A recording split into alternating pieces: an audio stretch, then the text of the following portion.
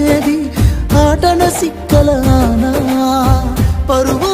పరువు అంటూ తీస్తిరిగదనే పరుగు